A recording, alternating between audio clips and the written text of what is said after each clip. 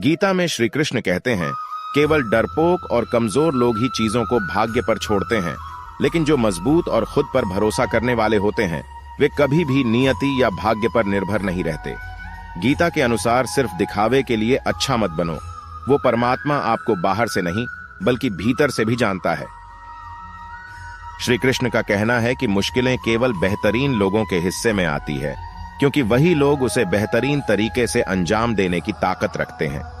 जो सरलता से मिलता रहे उसका महत्व नहीं रह जाता।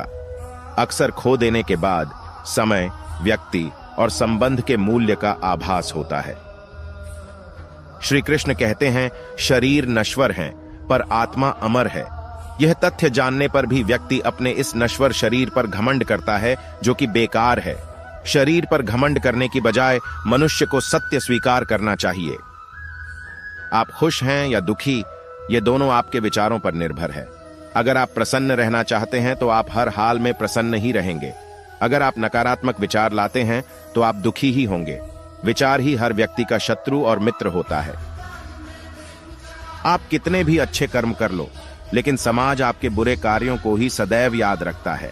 इसलिए लोग क्या कहेंगे यह सोचने से बेहतर है कि आप अपना कर्म करें। जन्म लेने वाले के लिए मृत्यु उसी प्रकार निश्चित है जितना कि मरने वाले के लिए जन्म लेना। इसलिए इस विषय पर शोक मनाना व्यर्थ है। तुम्हारे साथ जो हुआ वह अच्छा हुआ, जो हो रहा है वो भी अच्छा है, और जो होगा वो भी अच्छा होगा। गीता के अनुसार जिंदगी में हम कितने सही हैं और कितने गलत हैं यह केवल दो लोग जानते हैं, एक परमात्मा और दूसरी हमारी अंतरात्मा।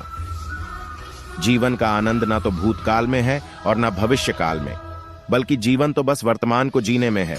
जब तक शरीर है तब तक कमजोरियां तो रहेगी ही, इसलिए कमजोरियों की चिंता छोड़ो और जो सही कर्म है उस पर अपना ध्यान लगाओ। तुम क्यों रोते हो? तुमने जो खोया क्या वह तुमने पैदा किया था? आज जो तुम्हारा है वह कल किसी और का होगा, क्योंकि परिवर्तन ही संसार का नियम है।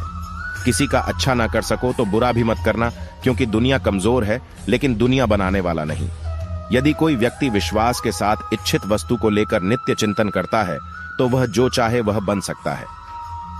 सच्चा धर्म यह है कि जिन बातों को इंसान अपने लिए अच्छा नहीं समझता उन्हें दूसरों के लिए भी प्रयोग ना करें। कोई भी व्यक्ति अपने विश्वास से बनता है। वह जैसा विश्वास करता है उसी अनुरूप बन जाता है। मन अशांत है और उसे नियंत्रित करना कठिन है, लेकिन अभ्यास से इसे वश में किया जा सकता है। श्री कृष्ण के लिए समस्त प्राणी समान है।